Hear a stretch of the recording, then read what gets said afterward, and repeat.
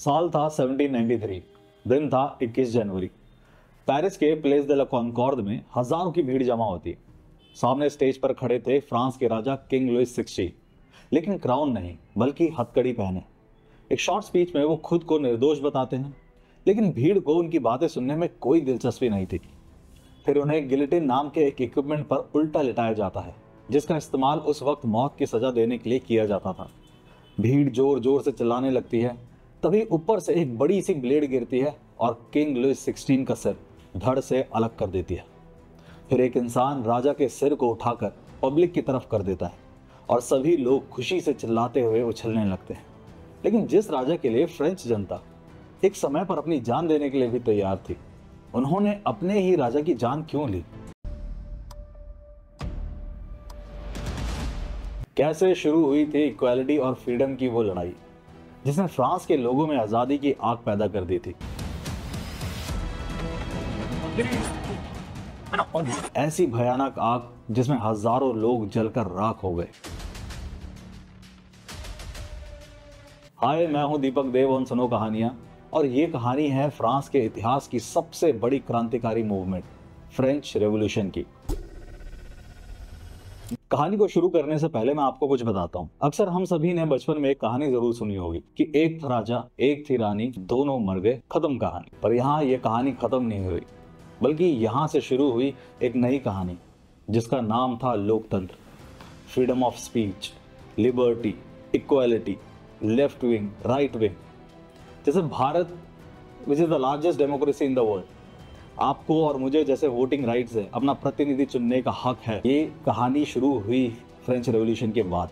तो कहानी को जानते हैं कि फ्रेंच रेवोल्यूशन क्या था, इसकी शुरुआत कहाँ से हुई, इसके कारण क्या थे।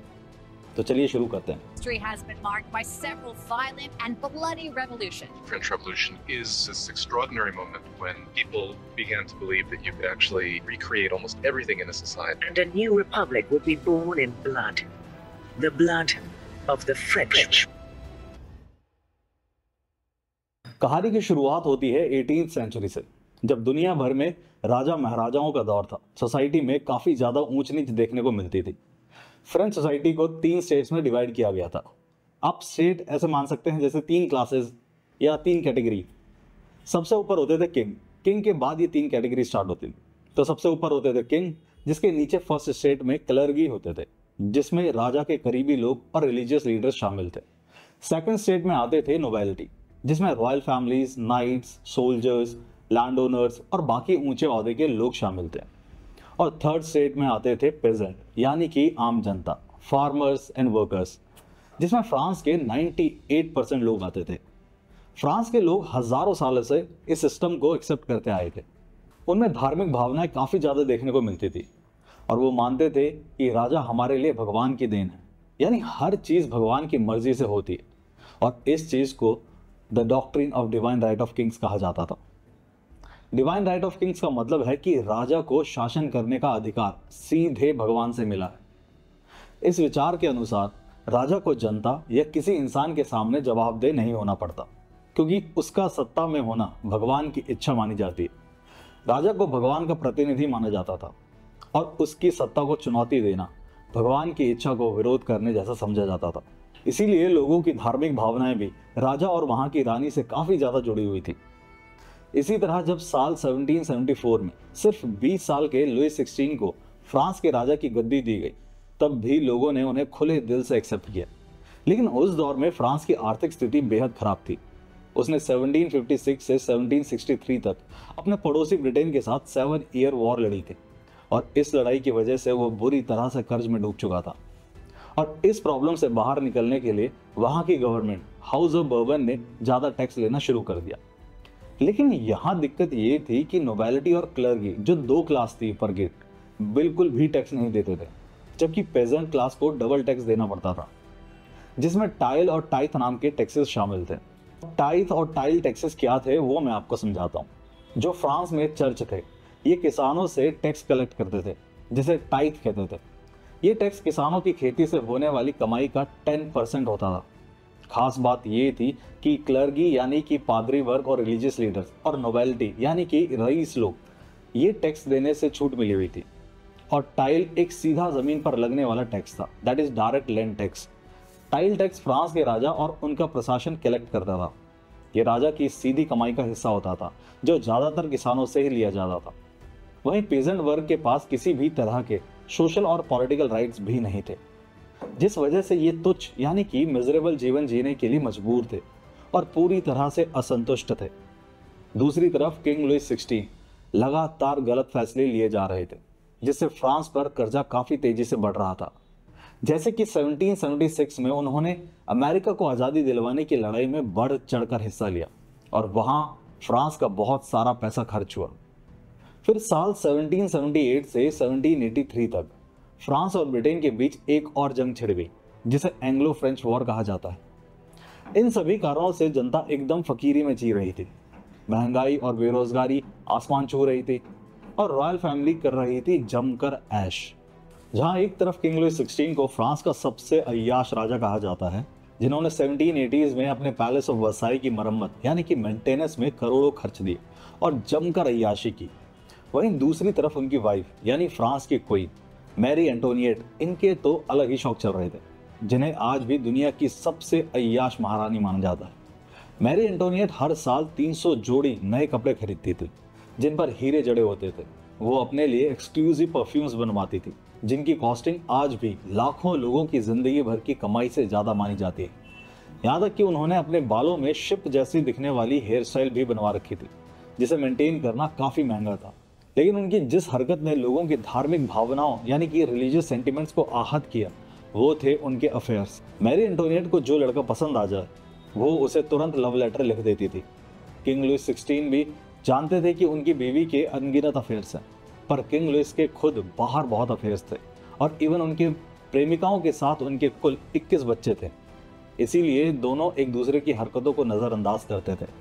अब आप यहाँ ये सोच रहे होंगे कि राजा और रानी के अफेयर से लोगों के रिलीजियस सेंटिमेंट्स कैसे आहत हुए।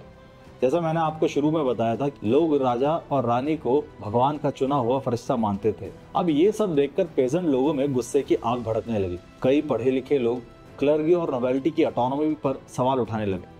उन्होंने कहा कि हम महंगाई, अकाल, आर्थिक समस्याएं और बेरोजगारी का सामना करें और हमारे ही कमाए पैसों से आप न सिर्फ ऐश करो बल्कि हमारी धार्मिक भावनाओं को ठेस पहुंचाओ, ये सही नहीं है। सोसाइटी के लॉयर्स, डॉक्टर्स और प्रोफेसर्स ये बात समझने लगे कि डिवाइन राइट ऑफ किंग्स गलत है। भगवान हमारे राजा को नहीं चुनते बल्कि हम सब बराबर हैं।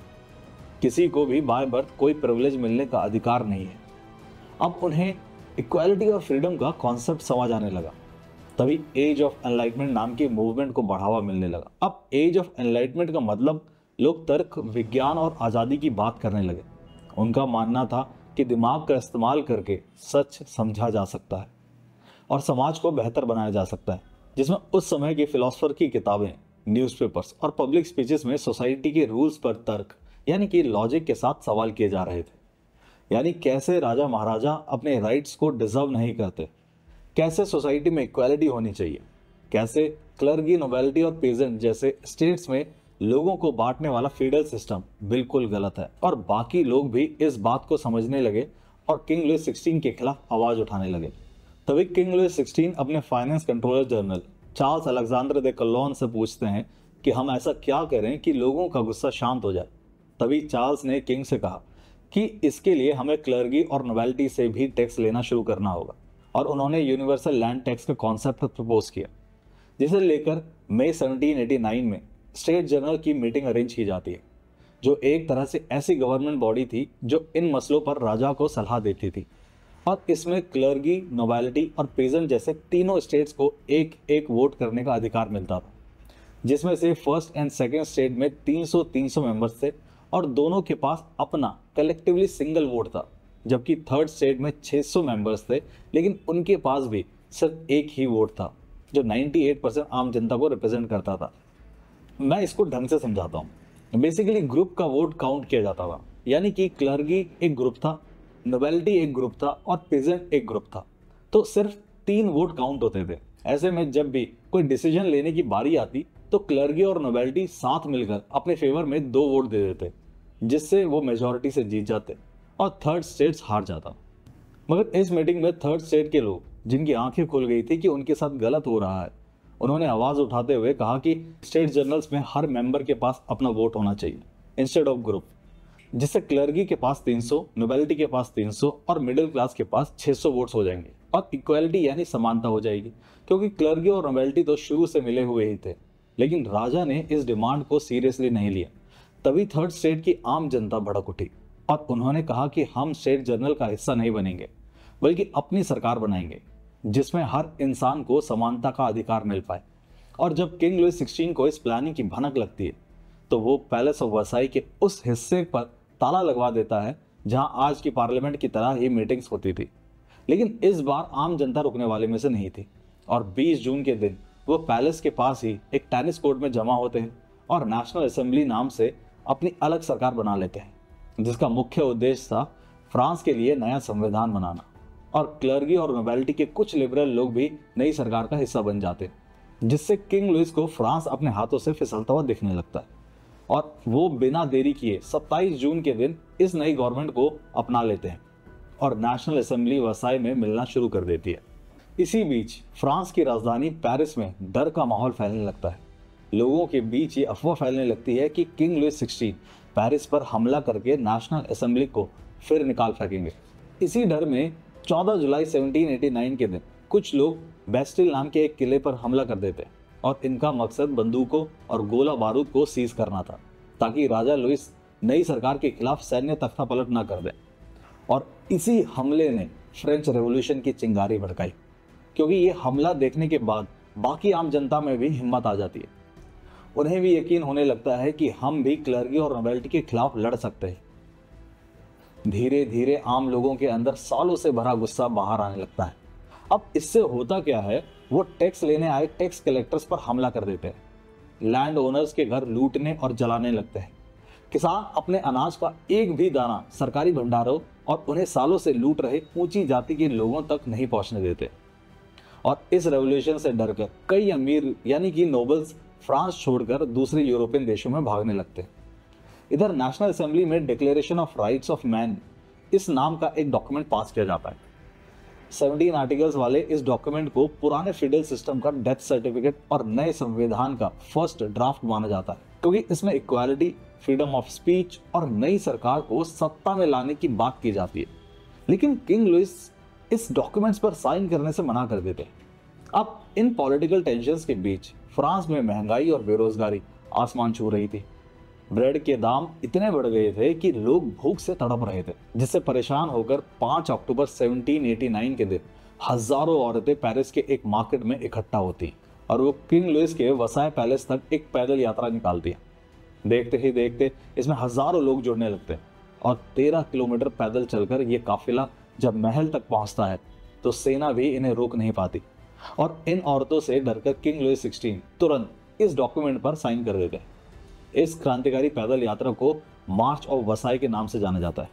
हालांकि दोस्तों, नेशनल असेंबली के मिडिल क्लास लोग अब भी खुश नहीं थे, बल्कि वो चाहते थे कि किंग लुइस 16 और पुरानी स्टेट गवर्नमेंट से जुड़े बाकी रिपब्लिकन्स को ट्रायल पर खड़ा किया जाए, यानी उनके जुर्म की खिलाफ अदालत में कार्रवाई हो। इसी तरह अगले 2 सालों तक तनाव का माहौल बना रहा और फाइनली ईयर 1791 में कॉन्स्टिट्यूशन का पहला ड्राफ्ट पेश किया गया, जिसमें मिडिल क्लास को डोमिनेंट पोजीशन दी गई और किंग की पावर को बहुत कम कर दिया गया, जिसके अगले साल मोनार्की यानी राजतंत्र को पूरी तरह से अबॉलिश यानी कि समाप्त कर दिया गया और फ्रांस को एक रिपब्लिक नेशन घोषित कर दिया गया। रिपब्लिक नेशन का मतलब है ऐसा देश जहां जनता अपना नेता खुद चुनती है। यहाँ राजा रानी जैसा कोई शासक नहीं होता, बल्कि जनता के चुने हुए लोग देश चलाते हैं। साथ ही किंग लुइस 16 और क्वीन मैरी एंटोनिएट को पहले सलाखों के पीछे बंद कर दिया गया और फिर मौत की सजा दे दी गई, जिसके लिए बाकायदा 721 डिप्टीज की पैनल बनाई गई थी, जिनमें से 693 डिप्टीज ने उन्हें गिल्टी यानी गुनहगार करार दिया, जिनमें से 361 वोट्स की मेजॉरिटी से उन्हें उसी वक्त मौत की सजा देने का डिसीजन लिया गया। और 21 जनवरी 1793 के दिन किंग लुइस 16 को एग्जीक्यूट कर दिया गया, जिसके 9 महीने बाद 16 अक्टूबर के दिन क्वीन को भी मौत के घाट उतार दिया गया। एक था राजा, एक थी रानी, दोनों मर गए, खत्म कहा। अब वैसे तो फ्रांस के लोगों के लिए ये एक हैप्पी एंडिंग हो सकती थी क्योंकि उन्हें आज़ादी जो मिल गई थी, लेकिन असलियत में हालात पहले से भी बुरे हो चुके थे। दरअसल सितंबर 1792 से 1795 तक फ्रांस में नेशनल कन्वेंशन गवर्नमेंट सत्ता में रही और इस टाइम को फ्रेंच रेवोल्यूशन का डार्केस्ट फेज भी कहा जाता है, क्योंकि लिबर्टी, इक्वालिटी और फ्रीडम को लेकर तो इस गवर्नमेंट में सबके विचार समान थे, लेकिन जब डिटेल में डिस्कशन किए जाते थे तो सभी सदस्यों के बीच काफ़ी मतभेद होता था। इस दौरान पेजेंट यानी आम जनता भी आउट ऑफ कंट्रोल हो गई थी और उन्होंने कई नोबल्स और क्लर्गीज को मार डाला, जिनमें से काफ़ी बेकसूर भी थे। मैक्सिमिलियन दे रोबेस्पियर, जो नेशनल कन्वेंशन गवर्नमेंट के डिप्टी और काफ़ी चर्चित क्रांतिकारी थे, उन्हें बाकी यूरोपियन देशों से फ्रांस में मोनार्की यानी कि राजा शासन वापस आने का इतना डर था कि उन्होंने उन सभी लोगों को मरवाना शुरू कर दिया जिन पर उन्हें शक था कि ये बाकी देशों के राजाओं के साथ मिलकर फ्रांस में मोनार्की वापस ला सकते हैं। उस वक्त सरेआम गोली मारकर, फांसी पर चढ़ाकर या गिलेटिन पर लेटाकर हजारों लोगों को मौत के घाट उतार दिया गया था। और हैरानी की बात तो ये है कि उनके खिलाफ कोई पुख्ता सबूत भी नहीं होते थे, इसलिए जो थोड़े बहुत क्लर्गी और नोबल्स बचे थे उन्हें भी हर वक्त अपनी जान जाने का डर बना रहता था। और फ्रेंच रेवोल्यूशन के इस फेज को रेन ऑफ टेरर यानी कि आतंक का शासन कहा जाता है, जिसका अंत होता है रोबेस्पियर की मौत से, जब 28 जुलाई 1794 के दिन काउंटर रेवोल्यूशनरी लोगों के एक ग्रुप ने उन्हें मार डाला। 22 अगस्त 1795 के दिन नेशनल कन्वेंशन गवर्नमेंट का अंत होता है और नई सरकार देश में शांति स्थापित करने की कोशिश करने में लग जाती है। अगले 4 सालों तक फ्रांस एक रिपब्लिक देश बना रहता है, लेकिन फिर 1799 में जनरल नेपोलियन बोनापार्ट फ्रांस की सत्ता अपने हाथों में लेते हैं और फ्रेंच रेवोल्यूशन का अंत होता है, जिसके कुछ सालों बाद इन्होंने भी खुद को फ्रांस का एम्परर यानी कि सम्राट डिक्लेयर कर दिया और यहाँ एक बार फिर मोनार्की लौट आई। तो क्या फ्रेंच रेवोल्यूशन एक बड़ा फेलियर था? इसका जवाब है नहीं, क्योंकि इसने लिबरलिज्म, एनलाइटमेंट एंड डेमोक्रेसी का आइडिया दुनिया भर में पहुंचाया था और यहीं से दुनिया को पता चला था कि लोकतंत्र जैसी भी कोई चीज़ होती है। साथ ही इसने क्लर्गी, नोबेलिटी और पेजेंट जैसे स्टेट्स में लोगों को बांटने वाला फेडरल सिस्टम को भी गलत साबित किया था। हालांकि भारत में ये क्रांति फ्रेंच रेवोल्यूशन के 150 सालों बाद बाबा साहेब भीमराव अंबेडकर ले आए, जब उन्होंने दलितों को समान अधिकार दिलवाने के लिए आवाज़ उठाई। तो ये थी फ्रेंच रेवोल्यूशन की पूरी कहानी। उम्मीद है आपको ये वीडियो अच्छा लगा हो। अगर हाँ तो लाइक, शेयर और कमेंट जरूर कीजिए और ऐसी ही इंटरेस्टिंग डॉक्यूमेंट्रीज के लिए चैनल को सब्सक्राइब करने के साथ नोटिफिकेशन बेल जरूर प्रेस कीजिए और देखते रहिए सुनो कहानियाँ। Thank you.